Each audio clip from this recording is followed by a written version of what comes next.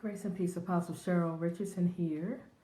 I'm going to start tagging some of you so you can join us.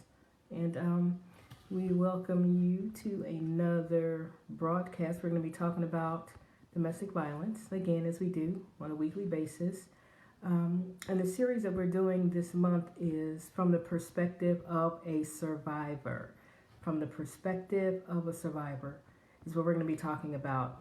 And this will be part 2. We did part 1 last week, and so we'll do a recap. We're going to touch on a few new things, but it's important that we develop an understanding of what domestic violence is and just how traumatic it is. It's important that we understand that domestic violence doesn't begin when there is physical aggression, that there are many, many more components to domestic violence or intimate partner violence. And so it is our mandate to educate and to raise awareness and to empower so that we can get ahead of this thing because it is destroying lives, and not a day goes by that we don't hear another report of someone who's been, savagely mistreated or psychologically abused, even murdered. You have entire families being murdered, and then the abuser committing suicide or not, in a culmination of intimate partner violence that's been ongoing. And oftentimes, family members and friends are unaware. And so, if you joined us on the day, we thank you. We appreciate your support and your prayers. And just know that this is something that we have been directed to do by the Lord, and we're more than happy to do it. We know and we believe that the plan that the Lord has for our lives individually is an amazing plan, and it does not include being mistreated and called out of your name and being physically aggressed against, etc., etc. We've done about 40 of these to date. And you can Google, check, this page, my personal page, the ministry page, Lion of Judah Global Impact Ministries, or Apostle Cheryl L. Richardson. We post these on all of our pages. We share on Twitter, we share on Instagram. Feel free to inbox me if you have any questions, as many of you do. And if you were someone is a survivor and you are feeling ready to share your story, whatever parts of your story you feel comfortable sharing, then reach out and let me know. And we'll make arrangements to secure a date to give you an opportunity to share your story, which could very well help promote your own healing and encourage someone else who is right now dealing with domestic violence. Okay, so if you would tag and share, I would appreciate it. I'm tagging as many of you as I can. And then we're going to get back to our topic from the perspective of a survivor, because the survivor's perspective is different than anyone else's perspective. And it's important to know that every single survivor is not going to have the same perspective, okay? And so you want to be mindful of that as well. And as you've heard me say previously, women are not the only victims of intimate partner violence. Men are victims too. Men are victimized as well. And not only in same-sex relationships, but in heterosexual relationships where the female partner is the abuser. Okay, so it is reported more often than not that the woman is the victim. And typically when you have physical aggression, the male is the aggressor. But even then, there are many, many times when the female partner is the aggressor. And then there are those times when it's resistive or reactive aggression, which means that the victim is responding in an attempt to resist further abuse, and that is the reason for their behavior. So this is what I tell people who find themselves in a relationship that is toxic. It's if this relationship is drawing out of you behaviors that you don't even approve of, behaviors that kind of undermine your own character, that violate your own core values, then it's a unhealthy relationship, and it's one that you need to exit. Okay, so it's not even necessary. Hey Joseph, hey Latanya, it's not necessary to point fingers or blame. If you find yourself no longer being yourself, if you find yourself behaving as someone that you're ashamed of, you're engaging in behaviors that you wouldn't want loved ones or your employer or your pastor or your bishop or your neighbor to observe you displaying, that's a problem. And it's a tremendous red flag, okay? So again, we're going to be talking about domestic violence from the perspective of the survivor, okay? Now, we've talked about this before, and I told you on last week that domestic violence in all of its form is traumatic and it's ongoing, right? It's not a discrete incident. It's not a one-time thing. It's something that's ongoing. And what we tend to gravitate to when we talk about intimate partner violence is we focus on the physical aggression. And when we do that, we are failing to recognize that the verbal abuse, the threats, the intimidation, the stalking, the financial abuse, the coercive control, all of these are abusive behaviors, and all of them inflict trauma. But we are conditioned to recognize only the physical aggression. And even then, it almost has to be serious physical aggression to be recognized as something to be concerned about. A push or a shove is not necessarily recognized as physical aggression, when in fact it is. Okay, so domestic violence in all of its forms is an ongoing traumatic experience. And so when you're talking about the survivor, and when you're talking about how they navigate life, how they flow through life, how they live their life day to day, it's through this lens of trauma that they are trying to function, okay? Okay, Latanya, I understand. So, the hallmark of a toxic relationship or domestic violence relationship is that it's overwhelming, right? It's overwhelming mentally, it's overwhelming physically, emotionally, and oftentimes financially. So, a basic underpinning of intimate partner violence relationship is that it feels it's overwhelming in all of these different dimensions that we've just mentioned, okay? So, what is a victim confronted with? The first thing that they have to be able to do, and we talked about this on last week, but the first thing that they have to be able to do is to acknowledge within themselves that they have found themselves in this situation in which, hey Ree, in which the bottom feels like it's falling out. And it's embarrassing, and it's hurtful. And as we've said before, anyone can be a victim, right? And anyone can be an abuser. So the fact that maybe the victim is educated, maybe they are a professional, maybe they are wealthy, maybe they have great status in the community, doesn't make any difference. It has not protected them from finding themselves in a toxic relationship that has turned into a situation in which intimate partner violence is practiced, okay? And so the more a person has attained, or the more highly they're thought of by their peers, the more highly they're thought of by their family members, by their neighbors, by the public, the more difficult it is for them to acknowledge that they are in fact entrenched in a domestic violence situation. And so the challenge for them is to accept themselves that this in fact has occurred. But that's just step one. And so then step two would be doing something about it. Acknowledging that, okay, this is my reality. I don't believe this is what my reality is supposed to be. And I need to get out of here, okay? So the first thing is recognizing, accepting it internally. And that can take a while.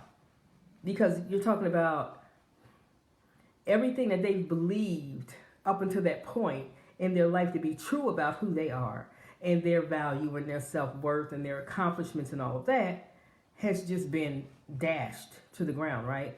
Nothing is lining up the way it's supposed to if they are as competent and smart and capable as they have been told that they are, as they are as is reinforced for them when they're interacting with their neighbors, when they're at work or whatever. They're held in high esteem. People, admire them and think they're amazing or smart or whatever. But then they go home, they go back to this relationship, and it's the complete opposite. So striking a balance, being able to accept, hey Philly, being able to accept that this is what my life has turned into is a hard step. And for many, it takes a long time. And for many, it takes years. And the problem becomes that over time, their sense of self and who they are and their how capable they are and how smart they are or whatever their strengths have been becomes eroded over time. So now they no longer know who they are. And that makes it increasingly difficult to get out, okay? So, hey there. So it's important to, if you're going to be dealing with victims, and even if you're a victim yourself, if you're a survivor, no matter how long ago it's been, it's important to understand that there's this lens that you now view things through that may not be quite accurate. And it's not a situation that you can escape successfully all by yourself. You need support, you need help, because over time, the trauma has rewired your brain, which means it impacts the way you view everything. It impacts your ability to make sound decisions. It impacts your ability to differentiate between past and present. It impacts your ability to ascertain if you're safe or not safe. Hey, Dexter. And so all these things impact all of your other relationships, all right? Okay, so far we've talked about the fact that domestic violence is traumatic throughout, not only when it results in physical aggression. Physical aggression may happen every blue moon. It may happen every day. It may happen every other hour. The frequency really depends on the dynamics of the relationship, the mindset of the abuser, how prone they are to using physical aggression to retain control over the victim. Okay, because when you're talking about domestic violence, you're talking about power and control. It's got nothing at all to do with love. Love has nothing to do with it. Okay, now, so once the victim can accept, whether they're male or female, once they can accept within themselves that they are in fact being mistreated, they've got to kind of overcome the embarrassment that goes along with that, right? And then they have to arrive at a decision that they don't deserve to be treated this way. Because it's not until you come to the decision that this is not what I deserve in my life that you begin to think about exiting. If you think you deserve it, there's no need to exit, right? If you think you deserve it, then the abuser is right. The abuser is right, and you're wrong, and you stay. But once you accept that this is too much, this is not what my life is supposed to look like. Yes, it's embarrassing, but I'm past that, and I got to get out of here. Now you've got to think about, what is my exit going to look like? And what might my exit cost me, okay? What might my exit cost me? Because 30 to 90 days post-exit is an increasingly dangerous time for a victim who has exited a domestic violence situation. That window is very, very intense. And there's a real good chance if something's going to happen, it's going to happen during that time frame. Okay. So, we've talked about the embarrassment. We've talked about arriving at a decision that I really don't deserve this. Maybe I'm not perfect, but I don't deserve this, and I need to leave. Then they have to actually formulate a plan. And this is where a survivor really needs help. They need help because there's information that they have, right? They know the abuser. They know their tendencies. They know the cycle of abuse. They know how to read the moods of the abuser most times.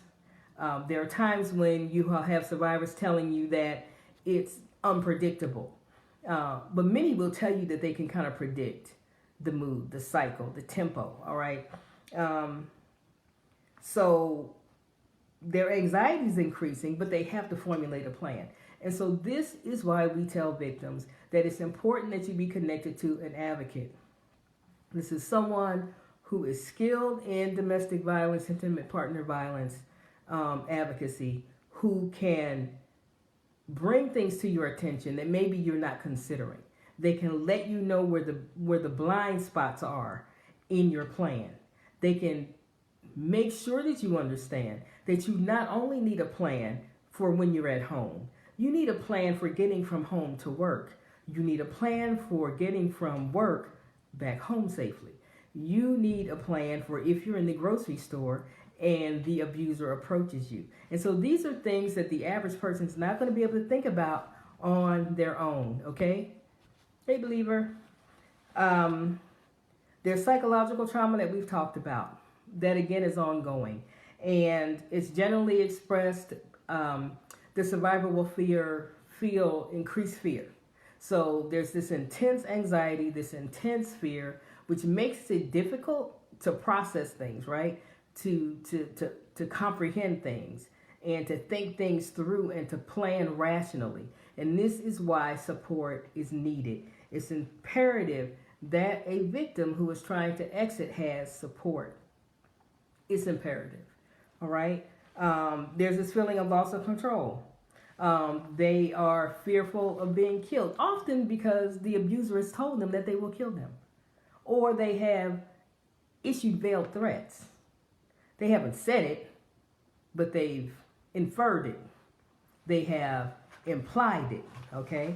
And so these are things that you want to be aware of. And, you know, we're talking about these things so that we can be more sensitive when we are dealing with someone who's in a domestic violence situation. It's so much more complicated than we'll just leave. Well, I wouldn't let them treat me that way. Just leave. And so when we don't understand, when we're not educated, then we're not empathic. And we may actually be contributing to them staying in a horrible situation because they feel as though they have no support.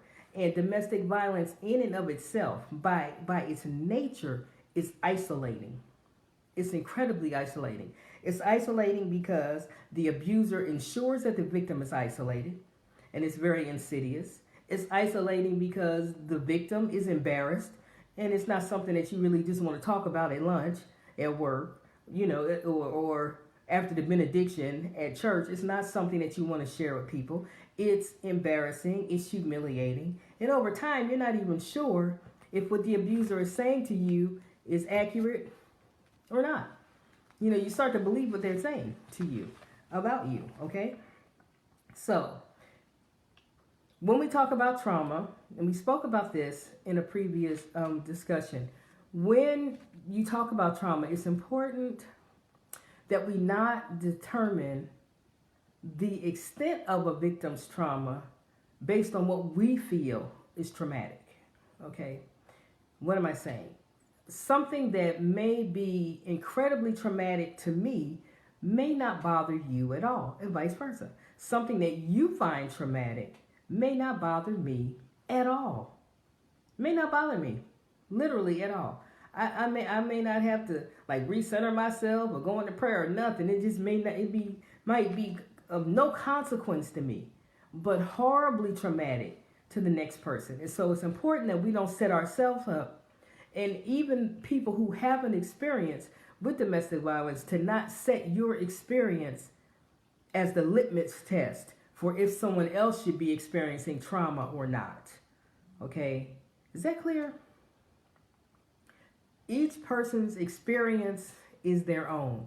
It's their own experience, okay? And this is true whether the victim is a man or if the victim is a woman, okay? Because, as I said before, men are victims as well. No two survivors are going to respond the exact same way to trauma. And then traumatic reactions are not indicators of mental illness. And we mentioned this before. What happens a lot of times is that the behaviors, the symptoms that have to be pregnant in order to garner a specific mental health diagnosis are some of the same things that are actually trauma reactions. So they're not an indicator of mental illness. They're an indicator that this person has experienced trauma. Okay? And so people make assumptions a lot of times. and they assign mental health diagnoses when in fact it's a trauma reaction. All right. So you want to be able to provide support to a victim that is actually support. When it is actually support, you're not trying to make them do what you want them to do. And it's really easy, really easy to get into a situation where, you care about this person, they're being mistreated, they're afraid, they are, they're scared, they're anxious, they're nervous, and it's clear to you that what they need to do is leave that joker. It's clear, right? It's clear to you what needs to happen. It's clear to you who the abuser is. But you're thinking clearly, and you're outside of the situation, and you're not dealing with the emotional, the manipulation, the emotional abuse, the gaslighting, the coercive control. You're not dealing with the threats, the blatant threats, the veiled threats. You're not dealing with it that way. And so, if you're going to be a benefit, a help, and a support, then you've got to be able to pace yourself along with the victim and understand that ultimately it's their responsibility to make a decision to stay or to go. The other thing you need to know is that on average, when we're talking about women, on average, it takes, love you too, Rosalind, on average, a woman will leave 7 times before she leaves for good, okay? That's on average. That means that there are times when it's below 7. There are times when it's more than 7 times. The problem with this is there's no guarantee that she's going to live to come and go 7 times. And every time she leaves and returns, right, the intensity of the situation increases. The abuser's determination that he's not going to lose control increases. And now he knows, hey B, now he knows that you're capable of considering leaving. And he's looking for signals now that you're leaving. All right? The other thing that you need to know if you're considering helping someone who is a victim is that 20% of domestic violence homicides, right? And I'm not saying this to discourage you from helping anybody, because I want us all to be a resource for people who find themselves in this situation. But you want to count the cost, and you want to know what you're getting yourself into. 20% of domestic violence homicides are not even the victim themselves. 20% of domestic violence homicides are family members, friends, neighbors, innocent bystanders, first responders. Okay? Hey, Dana. Hey, Lori. So this is what we need to know. So I'm not suggesting that you just rush in blindly. I'm wanting you to think about how you can best help someone that's in a situation like this. Maybe your ability to help them is knowing who to refer them to, knowing how to get them a template for a safety plan, knowing the number to the domestic violence hotline, telling them to read our blog at judasroar.com, telling them to reach out to another group here on Facebook. We have a closed, faith-based, private group called Dominion Over Domestic Violence. Okay, so there is help out here, and this is what we want you to know, that there's help out here. It's not like it was 20 years ago when there was no help. It's not like it was 20 years ago when all you would get would be, well, tell him to walk around the block and take a deep breath, or smoke a cigarette, or drink a beer and then calm down, or go talk to your pastor. There's more help out here today. There's more help out here today. But we have to understand what the cycle, what it looks like. We have to understand what the components and the underpinnings are. And it's important that we try to understand the mindset of the victim so that we don't get frustrated when we're trying to help them and feel like, they're rejecting us, or we're taking their lack of action personally, because it's not a personal thing. Victims react differently, and many of them fail to act. And that is their action, not doing anything, okay? So there are 2 major differences between your typical traumatic experience and domestic violence. Your typical traumatic experience, say a car accident or a robbery or something like that, is a one-time incident. it happened under certain circumstances, it's not very likely to continue to happen, right? When you're talking about a domestic violence situation, you're talking about a situation that involves betrayal, okay, because it involves the victim having trusted someone with their emotions, with the things that they have earned and purchased in life, whether it's their home or their car or whatever. You know, they've come into contact with their family, with their children if they have children. They know where they work. They know, you know, intimate things about them. And this person is hurting them. And this person is hurting them in an ongoing manner. And so you're looking at a serious betrayal. It's ongoing, and there appears to be no end in sight. As a matter of fact, the nature of domestic violence is that it escalates. It escalates. The amount of time it takes it to get from point A to point B may differ from relationship to relationship, but by nature, it escalates, okay? There's a point at which the abuser is no longer satisfied with just cussing you out. There's just not enough power being experienced there. So now maybe they push you a little bit, or maybe they control your cash flow a little bit. But by nature, when you're talking about domestic violence, you're talking about an escalation in the behavior that causes the trauma in the first place, okay? And so in a DV situation, an IPV situation, domestic violence or intimate partner violence, you're talking about a violation of trust and ongoing isolation. You don't have the domestic violence without isolation.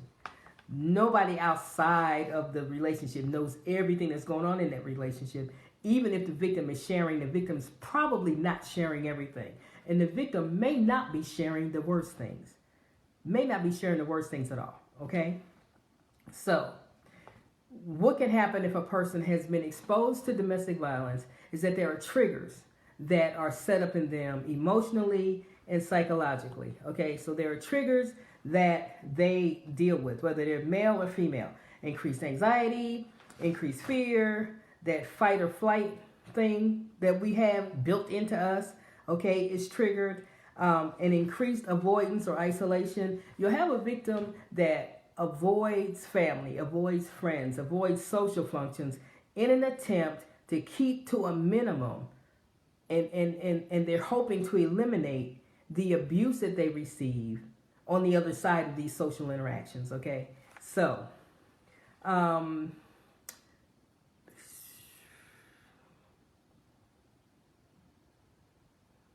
yes. It happens so much. It is so prevalent.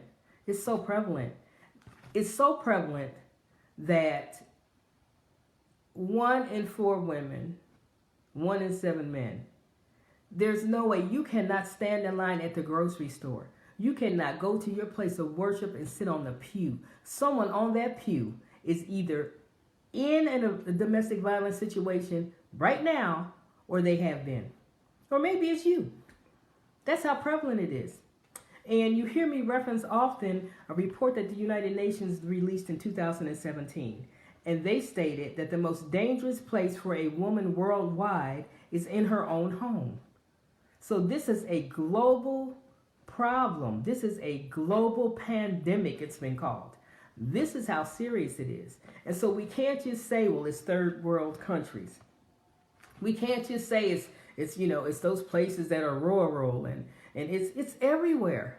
It's everywhere. And anyone can be a victim and anyone can be an abuser. Absolutely anyone, okay? Now, when trauma is experienced in an ongoing manner, our brain responds, okay? And this is important to know because this will help you to understand why you get the reaction or the lack of reaction that you get maybe when you're trying to assist a survivor. So when trauma is experienced in an ongoing manner, our brain responds continuously, right? As if it's under stress by preparing the body. We've heard of fight or flight. Fight, flight, or freeze. Those are 3 options when we are faced with a trauma. Are we going to fight? Are we going to run? Or do we just freeze? Because we just don't know what to do, okay? And so what happens is your body stays in this mode all the time. So even though, if I've been in an event, let's say I've been in an event in which domestic violence has occurred, some physical aggression, some name calling or whatever, it may be over, but my body doesn't recognize that it's over. And so it stays in this heightened state of awareness, which has negative physical impact on your actual body. It can cause your body to break down. It can cause you to become more susceptible to illness. It can cause you not to sleep, right? Which can cause you to become unbalanced psychologically. Sleep deprivation, I'm a military veteran, and some of you are as well. Sleep deprivation, you know, is a form of torture. It's a form of torture. You don't have to, if you want to torture someone, you don't have to do anything to them. Prevent them from sleeping for an extended period of time, and they will begin to break down. They will begin to break down. Psychologically, they will begin to break down, okay? And so when we stay in this heightened state of awareness, our body is on overdrive. It affects blood pressure, it affects heart rate, your ability to sleep, your appetite, your body's ability to even digest your food properly. It can cause ulcers, all kinds of things. And so we can literally start falling apart at the seams because of this overdrive mode that we stay in, because of the abuse that we have experienced back there. So once it's over, right, your body doesn't know it's over. A victim's body doesn't know it's over. And so they're walking around in this heightened state of awareness all of the time, okay? Long after it's over. Long after it's over, okay? Now, there are 3 common trauma responses. If someone can type this, I'd love you forever, okay? Hyperarousal is the first one. Intrusion is the second one. And constriction is the third one, okay? Hey, Misty.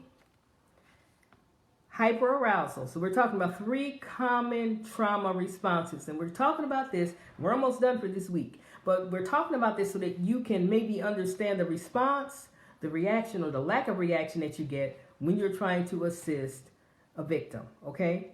So hyperarousal refers to the actual physiological changes that take place in the brain of trauma survivors, which prepares them, as I just said, to fight or flee or freeze. Okay, so being in this state results in the survivor having panic attacks, having trouble sleeping, being constantly on edge, okay, being constantly on the alert for danger, to startle easily. The slightest little thing will cause them to startle or to jump, have difficulty sleeping, have difficulty concentrating or focusing, have difficulty maintaining a train of thought from the front to the back. It's like they'll start off thinking about one thing and end up over here thinking about something else. A hard time finishing tasks because they get started and can't finish. They get distracted easily. They have an increased ability. Now this can be a good thing, but it's an indication that something bad has happened in the past, okay? An increased ability to read the moods of others. Now, someone who has grown up in a home in which domestic violence was prevalent probably has this ability. They notice things that the average person will not notice. They are sensitive to things that other people may not attach any importance to. A change in an inflection, a change in a tone of voice, a shift in body language, a slight shift in facial expression. So they notice these things, okay? Hey, Sarah, they notice these things more acutely than your average person will. Now, that doesn't have to be a bad thing unless you live in overdrive all the time, and then that means you don't have any peace. Okay, so that's not good. That's not good. Survivors have an elevated baseline of arousal. So the sensitivity to what's going on around them is very, very, very intense. So much so that it's difficult for them to rest and to have peace and to relax and just have fun. Okay, so because they're always on the lookout for danger, they're always scanning the horizon for danger, and this is not something that they have to concentrate to do. It's because the brain has been rewired and because they've been traumatized. Is this something that happens automatically? They do it automatically. Okay, and so that's what trauma will do for you. Now, I can tell you from experience that when I walk into a room, it doesn't take me any time at all. I know where the exits are. I know where the exits are. And this is not, I don't walk in saying, where are the exits? That's not what happens. It's an automatic thing for me. I know where they are. I know who's around me. All right. And even today, it's a real bad idea to come up behind me. That's not a good idea. That's not something you probably want to do. No, you probably want to announce yourself. Make sure I know you there. Okay, so that's when you go through things, when you experience trauma, there are ways that our body adapts and our brain adapts in an attempt to help us to survive. Okay, Carmen. So, you startle easily, and we're talking about hyperarousal. So you're ultra sensitive. And until you can calm that down and begin to heal, it's exhausting. It's exhausting. And oftentimes it's unnecessary because you're not in danger all the time. Okay? You're not in danger all the time. You're not. All right. So, we talked about hyperarousal.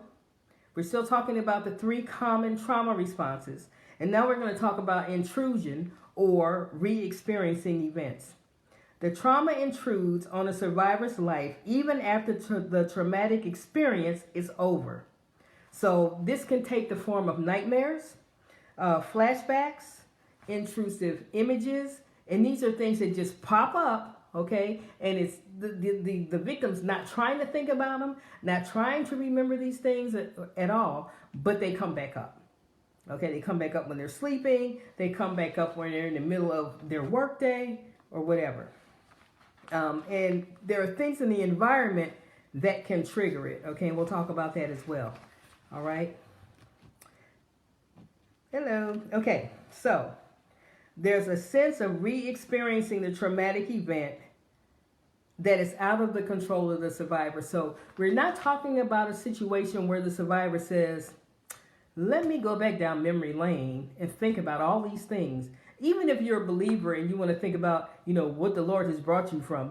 That's not what we're talking about. This is not a period of time where you sit down and say, I want to remember this experience so that I can glean what I've learned from it. Or I want to look back on where I've come from so that I can appreciate where I am now.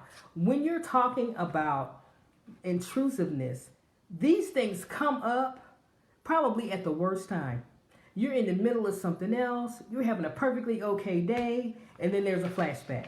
You are doing fine. You are giving a talk at work. You are talking to your pastor. You're up. You're a minister of the gospel, and you're up preaching the word. Flashback. So that's what we're talking about. It's intrusive. It's not something that the survivor has any control over. It's nothing that they do that causes it to happen. It is a function really of the brain being rewired and honestly just kind of running amok. Okay, it really does. So the third thing we're going to talk about is constriction or avoidance.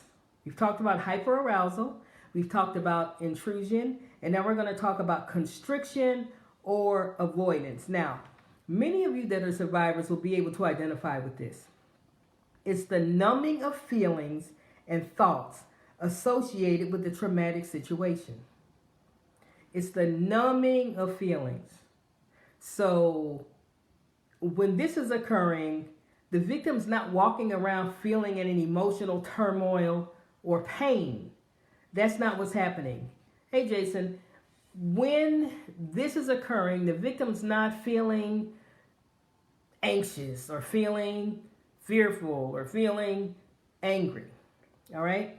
When constriction or avoidance is occurring, the victim's not feeling anything. They don't feel anything. They feel numb. And on the one hand, that's preferable to feeling what they could be feeling, right? And that's where the avoidance comes in. So if I'm not feeling anything, then I'm not feeling that excruciating pain. I'm not feeling the embarrassment. I'm not feeling the shame. I'm not feeling devastated because my trust has been betrayed and because I'm being mistreated and I'm being battered or I'm being subjected to coercive control. I don't feel anything. I don't feel anything. Now, the problem with not feeling anything is that when things get really, really bad, do you even know that that's happening? Are you so numb to it that you cannot tell? Right? Think about a hot stove. Put your hand on a hot stove. A perfectly healthy, normal person will say, that's hot, and snatch their hand back. But if you don't feel anything, you just leave it there. And leave it there. And leave it there. And it gets worse. And the damage is worse. Right? The damage to the skin is worse. The nerve damage can occur if you leave it there too long. And so when you think about the numbing that occurs with a trauma victim, this is why it is so critical, because it prevents a victim from ascertaining just how dangerous their situation is. Okay. All right? You can't, if you don't feel anything, if you're not responding to anything, then you don't know how bad it is. And that really can cause a person to stay in a situation longer than they need to stay in a situation, okay? So, in constriction, the survivor avoids all circumstances associated with the trauma and may withdraw from others in an attempt to find emotional safety. So, part of the isolation that occurs when we're talking about domestic violence is because the abuser initiates the isolation. The abuser has set the stage for the isolation, has threatened family, has threatened friends, have threatened, the job, has threatened public exposure or whatever if the victim doesn't comply. So sometimes a victim will isolate in an attempt, it's a misguided attempt on one hand, to protect those that they care about, to keep them out of the line of fire, right? And then part of it is embarrassment. But a lot of times it's because they know that the abuser is capable of bringing harm to anyone who gets close to the victim, okay? So that's part of it. The other thing is, it takes a whole lot of energy to continually explain to your family and friends what's going on with you. Why are you depressed? Why are you not returning phone calls? Why are you losing so much weight? Why are you gaining so much weight? Why do you have a black eye? What is that bruise on your arm? What do you mean you fell down again? What do you mean you don't have any money? You make more money than I do. Where's all your money going? So it's easier to isolate than to continue to explain the inexplicable. Okay? So on the one hand, they're trying to protect the people that they care about. On the other hand, it's exhausting to explain something that there is no reasonable explanation for. Okay?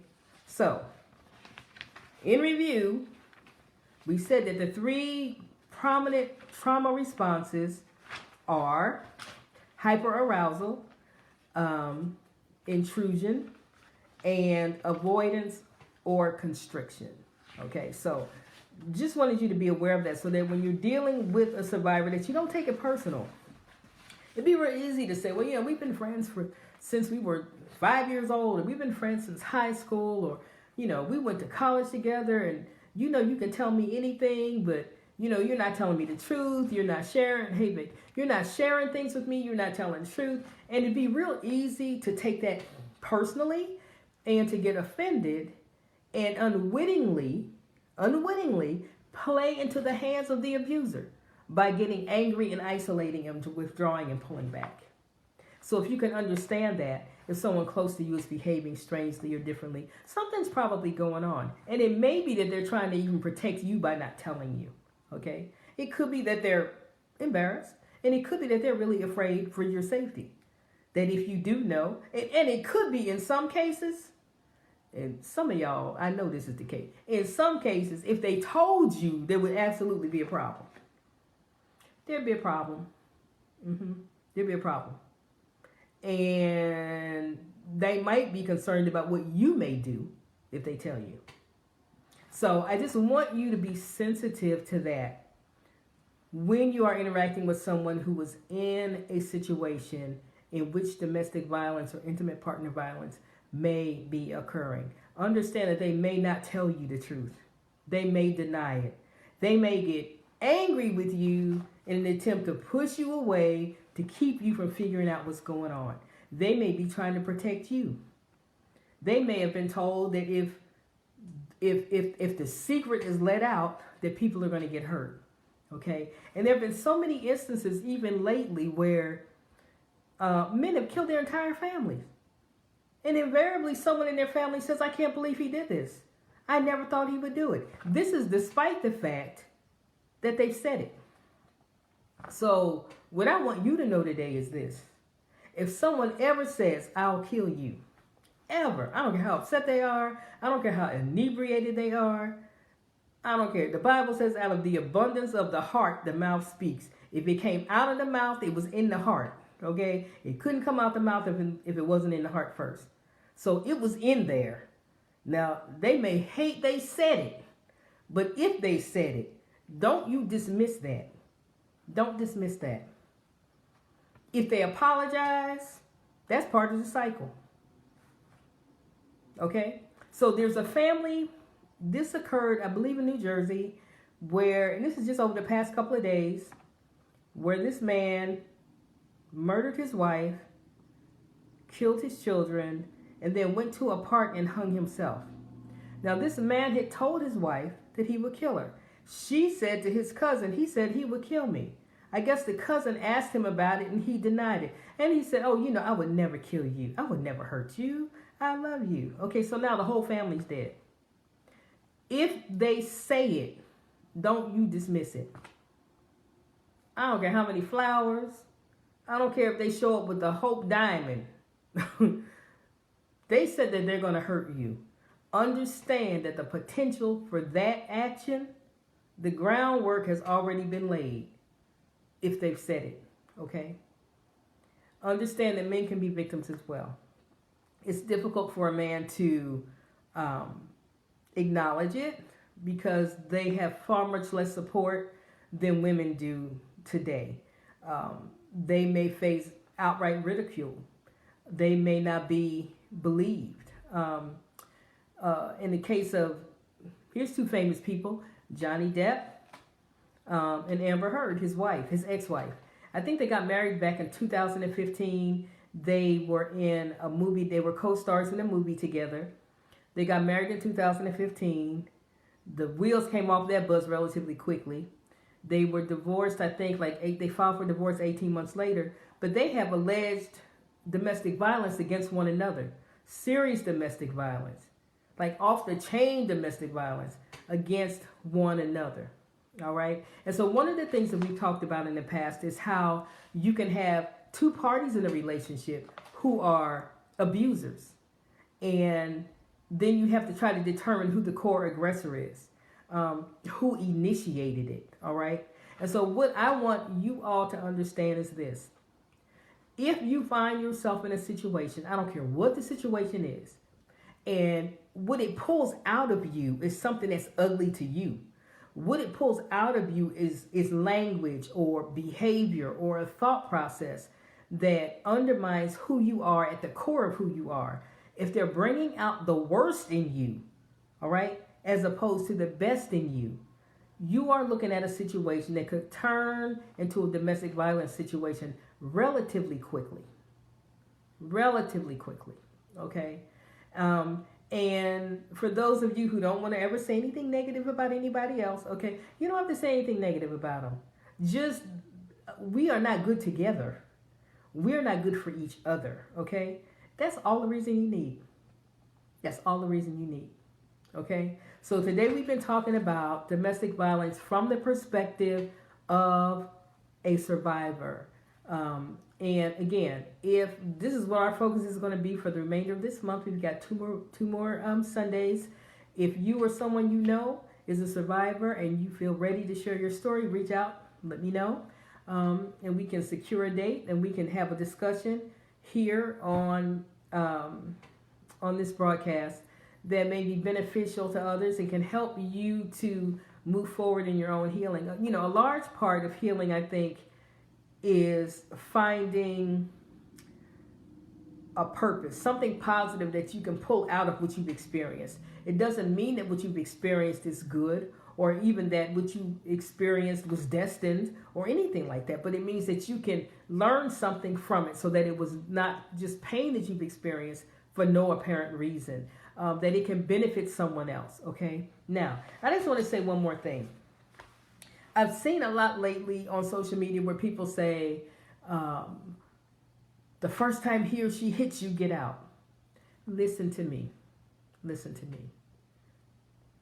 It's rare that the very first thing that they're going to do is hit you. That's incredibly rare. That's rare. You need to get out when they cut you out. You need to get out when you get indicators that what you feel and what you need is unimportant. You don't need to hang around to get hit, because it's almost too late. Now you're dancing around on the edge of disaster, because they are committed to controlling the victim at that point, okay? You don't wait to get hit to get out. And a lot of times a mother will tell her child, the first time he hit you, leave. No. Something happened before he hit you. Something's happened before he hit you. And it probably happened more than once, okay? There were other indicators that this was not the relationship for you. What were they? Do not wait to get hit to get out. Don't do that. And this is why so many don't get out with their life. This is why. Okay, so I have to say that. It sounds great, and maybe it looks great on a t-shirt the first time he or she hits you, get out. You should have been gone by the time they hit you. Should have been gone. You missed something by the time they hit you. Okay? All right. I needed to say that. I needed to say that because sometimes we hear these things and it sounds great. It's got a nice ring to it, but it's not good advice. It's not good advice. Do not wait to get hit to get out. If they say, if you do blah, blah, blah, I'm going to slap you. That's your clue. And you probably had a couple of clues before that you dismissed and overlooked. Okay? So don't wait to get hit. Don't wait to get hit. Don't do that. That is incredibly dangerous. And you may not get out. All right? This is Apostle Cheryl L. Richardson. Love you to pieces. We will be back on next week. We're going to finish out this series this month, looking at domestic violence from the perspective of a survivor.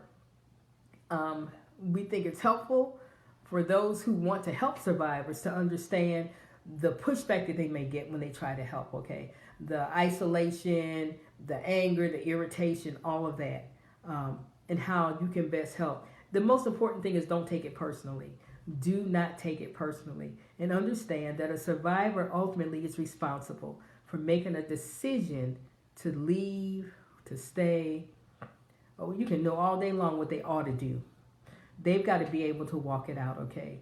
But you don't want to be in a position where you've not tried to help them, all right? This is Apostle Cheryl Richardson. I'll be back on next week. And until then, know that I'm praying for you. We're going to continue to move forward and continue to raise awareness regarding domestic violence. If you subscribe to our blog at www.judasroar.com, you will automatically receive a template for a safety plan. And this is something that everyone should have, because even if you're not in a situation yourself, someone around you is, or someone around you will be, and you'll be able to give them a template that can help them to plan how they can exit a very dangerous situation being as safe as possible. All right? This is Cheryl Richardson, and I'll talk to you again next week. Blessings to you.